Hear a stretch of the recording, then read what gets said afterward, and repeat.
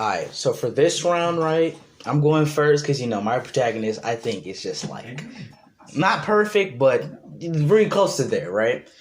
So my character would be Gon Frieza from Hunter x Hunter. And my character would be Deku, aka Midori, best character from My Hero Academia, you know what I mean? Yeah, okay.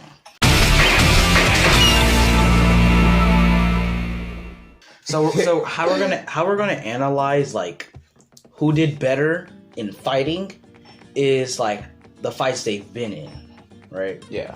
So first from like start to beginning. No, from the beginning from the end. Yeah, It's something like that. we're not gonna go to end, but we're gonna do like mid. Yeah, mid game like arcs and stuff like that. Alright, I'm gonna skip a lot of this. Yeah, skip a lot. AKA, I'm gonna skip a lot of it. Gon was in the exam, something like Midori, like he had to do a one-on-one. Yeah. Right? Yeah. So the first part of it, pretty easy. It was simple, right? But when he got to a Pacific level, he got really hard. So the first one, I think he did really good in was when he used a fishing hook. Mm-hmm. A fishing hook. Mm-hmm. That is more impressive than anything Midori has done. Okay. Now, think about it. Gon had to go through some stuff between his friend Killua. I didn't even mention how before this he had to lift not 1,000 weights. I'm being exaggerated, but he had to lift weights just to open a metal door bigger than this man's height, just to free his friend. Not only that, he had to beat the guards. Mm-hmm. And what does Midori do? Exactly. Yeah, you didn't let me go pit. You didn't let me speak. Anyways, Gon has his fighting style. Well, how the anime fighting style is very different from like power range, right?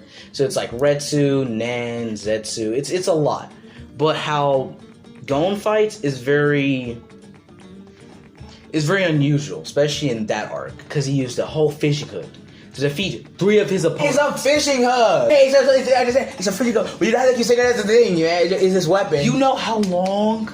Okay. That's more impressive. That is impressive. Deku uses his fingers. Wow. His hands, his fist. His fist. And smart enough, understand that he knows that if he did full power, his whole arm would be, so he had to, flick his arm, so, he doesn't have to get all his arm bruised. How's that impressive? It's impressive because it's smart. It's good thinking right there. Use his fingers. Yeah. So he had 5 tries to kill this one big opponent. Well, no, he had his other fingers too. So 10 tries. But then he started using them again, to bruise them even badly. Worser? That's okay. That's the real word grammar. Your brain doesn't fucking work. Okay, listen. Okay, I understand at the beginning. Deku was pretty weak. Because he couldn't use his power because, his arms would get bruised. That's the beginning still. But more and more towards the anime, he gets better. Well, I think Gon did better from just how his fighting style was just better from Midori. Wait, didn't Gon use the same thing? He would just fist. Midori was power. Yeah. And Midori even did one punch and I think he would lose. Also, first of all, Gon is much more faster than Midori. No, he is not. Yes, No, he's not. No, yes, he's not. he is. No, he's not. No, he's not. Yes, in the anime, they don't represent it because, like, the other opponent is more, like, smarter. Gon is just like a human. No, he's better. At the beginning, he was just like a human. Is he built like a human? He didn't have any superpowers. Is he built like a human? He didn't have no superpowers. He don't have superpowers. Yeah, he didn't have no superpowers. He don't have it. He was just a human, right? Yeah. With a weapon, there was a fishing hook. Yeah. That's yes. But Midori, he actually had powers. The Midori he jumped, like, I don't even know how much feet it was, but he jumped and punched a robot in the face. Really high. Midori can run pretty fast. Gon has done the same thing. He's Okay. climbed up elevators. Does that seem human? Climb up elevators? No, like he jumped up elevators. Okay, Midori can jump higher. He jumped higher than an elevator. Because he has powers. Yes. So a human can do better than a nigga with powers? No, because... So for this one, it will be Sasuke versus Kanaki. I would speak Sasuke. And I pick Kanaki. So we're gonna pretty much, defend who had the better transition in the anime, like who had most problems and how they like affect them more. Yeah. So like it's pretty much like who had it worse. So I understand I won last round, so I gotta win this next round,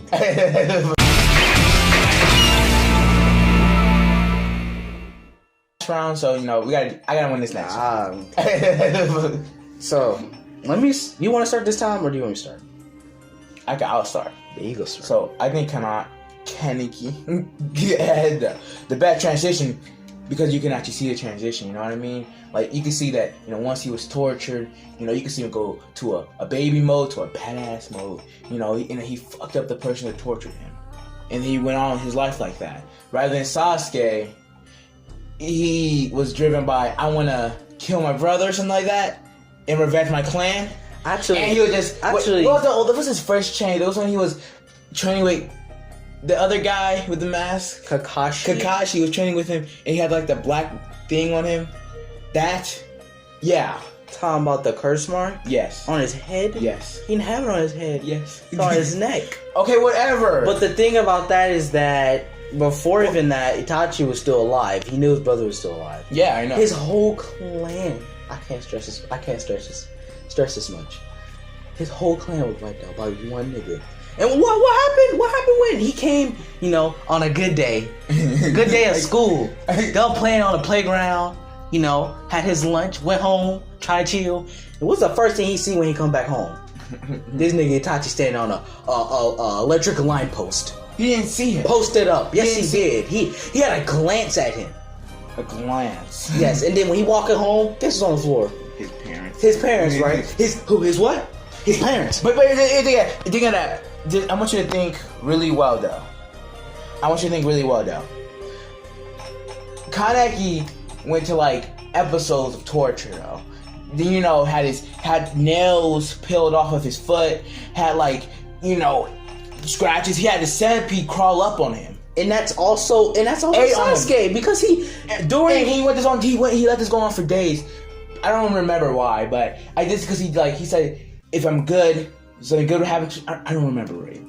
Okay, but Sasuke mentally wanted to be strong so he can beat his brother. Do you know? And he wanted to be strong to protect his friends. Okay, same with Sasuke. But what ended up happening? He was so on the verge of revenge. He was so hurt from his brother. Guess what he had to do? What? He sacrificed his whole team, the whole village. He didn't think about all that. And guess what? He was kidnapped. Okay. From the goons from Orochimaru. Still, Kaneki was still kidnapped. But although that, he didn't want to protect his friends. But you know what he did? He left them. My man and joined the people that tortured him. Just to still keep them protected. You can't tell me that's way. Okay, now I know all about that. Yes. After that, he joined the people that tortured him, and just to protect his friends. That's alike from when. Well, first of all, I would say alike. He was peer pressured. He wasn't peer pressured. Yes, he was. No, he was not. They beat him up. They thought Sasuke? They thought he was all strong. I have it too. And they said, okay, and Sasuke will still be under Naruto. That's just a beyond fact. Like, Sasuke's always gonna lose from Naruto. We ain't talking about Naruto. Talking about Sasuke. I'm just saying. Let me speed. That only proves that he's weak. Let me speed up transition. We've been on just one part. So then Sasuke, gets the curse mark, gets stronger, blah blah blah. So we're gonna go when Naruto Shippuden, right? This is when they're teens. Naruto comes back, right?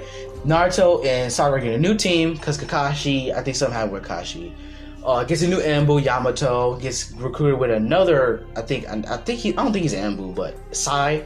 And then they finally see Sasuke. Sasuke just looks damaged. He looks damaged. He has no feelings for nothing. Like he is so hurt. It's unexplainable to me. He's hurt.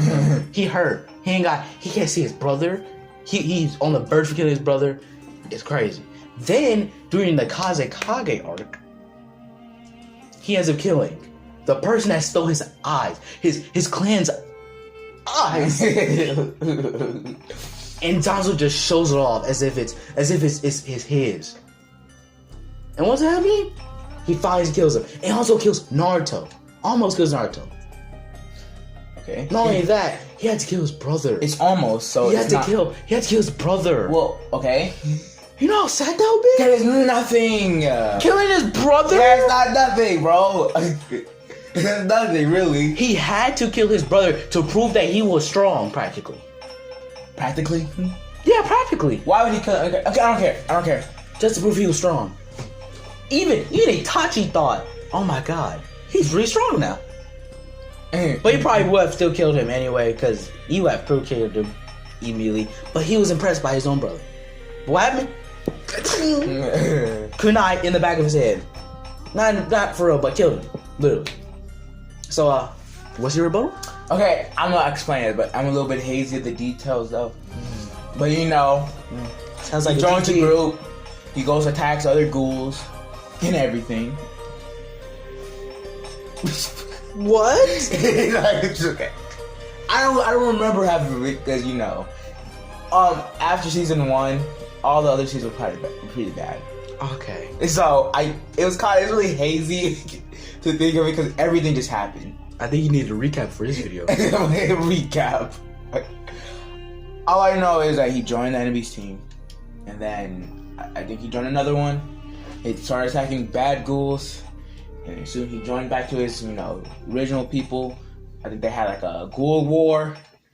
His friend died. Yo, you have no points. Because, well, I'm telling you, season 1 was the only good season of Tokyo Ghoul. I can tell you that.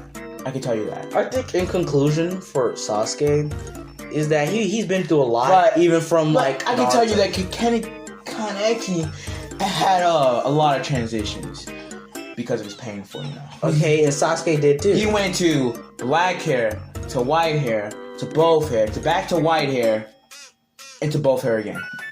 Okay, and Sasuke went from black, older. Yeah, black. you can see, like, if you look at like Kaneki when he was first, like on episode 1, and look at him all the way to the end, you can see a really big difference. I know. Yeah. So in every anime you can. Yeah. I mean, it's like over to the episode, you can see how he just kept changing, Why are you scratching your neck like a crackhead? I just want to say. I believe that Sasuke had better transition. No, just because of the hardships he had to go through just to get powerful. I might not think I might not be able to recap all what happened, but I know Kaneki had a really good transition. Yeah, I think. No, this is a bit of what I call a GG. A GG. Yeah.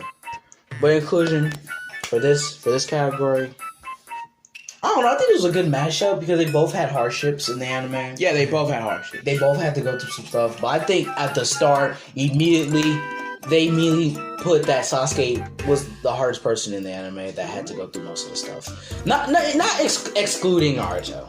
Both of them had to go through a lot of stuff. Besides Sakura, bitch ass. The useless one? Yeah, the useless one.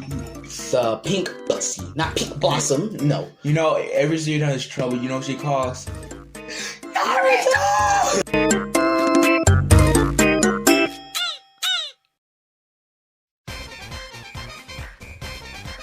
So this will be the last category for Dog and Each Other's Protagonist. So... I'm tired. Okay, so for this last category, can you get out of my face? I'm just waiting. Okay, for this last one, we'll be putting... Well, at first, it was supposed to be Spartanist, but we realized both them niggas is dope. So for this one, I'll be picking who is more reliable, or we're going to be battling which protagonist is more reliable in the anime. So, I mean, obviously, the protagonist is supposed to be more reliable. That's just in my opinion. So, well, Suzuki isn't much of a protagonist. Yeah, but we're going to be putting who's more reliable in the anime. Yeah. So, for this round, for the last round, I picked Soul Eater. Bit on the top, but still not all the way up there. So I'm picking Maki, and Mel will be picking Suzuya, Tokyo Ghoul. Yes. So you want me to go first? Yeah, I want you to go first. Okay.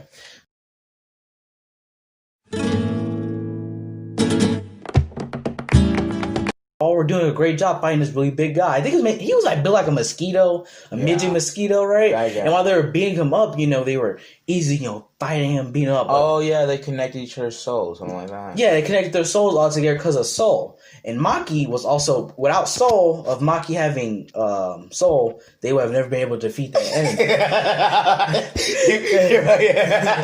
He said like Soul. He said Soul 3 times. No, because the shots you don't make, you miss all of them.